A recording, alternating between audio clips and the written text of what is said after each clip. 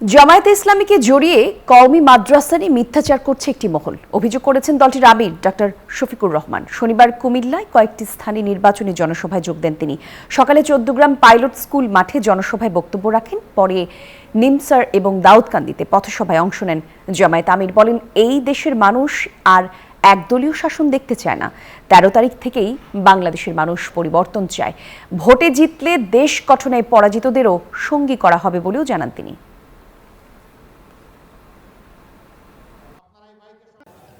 আমরা আর কোনো আধিপত্যবাদকে মানব না, আমরা আর কোনো ফ্যাসিবাদ দেখতে চাই না, আমরা আর কোনো দুর্নীতিগ্রস্ত সরকার এই আমরা কওমি মাদ্রাসা বন্ধ করে দেব। আমরা বিভিন্ন মসজিদ থেকে কওমি পড়ে যারা এখানে এসেছেন তাদেরকে বের করে দিব। আমি আল্লাহকে সাক্ষী রেখে বলছি, এগুলো সম্পূর্ণ মিথ্যা। সারা দেশে নির্বাচনী প্রচার প্রচারণার আমেজ জমে আছে, পিছনে এই রাজধানীতে। আর রাজধানীতে আজ জামায়াতের আমিরের প্রচার প্রচারণার তথ্য সংগ্রহ করতে আমাদের সহকর্মী তাওহিদুল ইসলাম আছেন। একবার যাব তার কাছে। তাওহিদ, একটু জানাবেন, যেমনটা বলছিলাম আজকে রাজধানীতে জামায়াতের আমিরের প্রচার প্রচারণার করার কথা, কি কি খবর আছে আপনার কাছে এই প্রসঙ্গে আমাদের যদি একটু জানাতেন। জি ধন্যবাদ। আপনি জানেন যে আজকে শুধু এই ঢাকা 10 আসন অর্থাৎ ঢাকার মধ্যে এই ঢাকা 10 আসনেই কিন্তু তার একটি জনসভা আছে। সেই জনসভাটি আনুষ্ঠানিকভাবে শুরু হয়েছে, কিন্তু এখনও তিনি জনসভা মঞ্চে কিন্তু এসে পৌঁছাননি।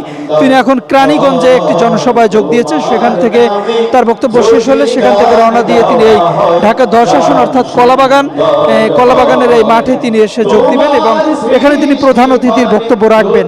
এছাড়া একটু জানিয়ে রাখি, শুধু ঢাকায় না, আজকে তিনি কিন্তু কুমিল্লা সহ ঢাকার বাইরে বেশ কয়েকটি জেলায় জনসভা করেছেন। সেখান থেকে আসার পথে কুমিল্লা দাউদকান্দি হয়ে কেরানীগঞ্জ হয়ে তারপর তিনি ঢাকায় প্রবেশ করবেন। এরপরে এই কলাবাগান মাঠে তিনি প্রধান অতিথির বক্তব্য দিবেন। যদিও এটি 4টায় শুরু হয়েছে, কিন্তু 4টার আগেই কিন্তু এই কলাবাগান মাঠটি কিন্তু পুরো কানায় কানায় পূর্ণ হয়ে গেছে।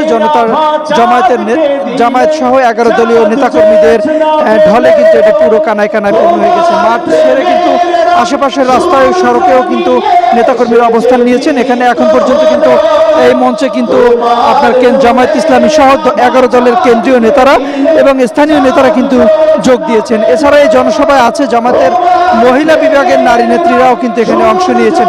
সাধারণত খুব কম জনসভায় কিন্তু জামায়াতের মহিলা বিভাগের নারীরা অংশ নেন। এছাড়া এখন পর্যন্ত তারা বলছেন যে আগামী 12 ফেব্রুয়ারি গণভোটের পক্ষে হ্যাঁ, এবং দাঁড়িপাল্লা সহ 11 দলীয় যারা যেখানে প্রার্থী করা হয়েছে সবাই যাতে এক জোড়ে এই প্রার্থীদের ভোট দিয়ে 12 তারিখে বিজয় করে একটি নতুন বাংলাদেশ বিনির্মাণ করে, এবং সেই প্রত্যাশা তারা এখানে রাখছেন। এবং তারা সর্বশেষ অপেক্ষা করবেন যে জামায়াতের আমির কি বলবেন, কি এই আসনের জন্য প্রতিশ্রুতি দেবেন, সেটি এই ছিল আমার কাছে থাকা সর্বশেষ তথ্য।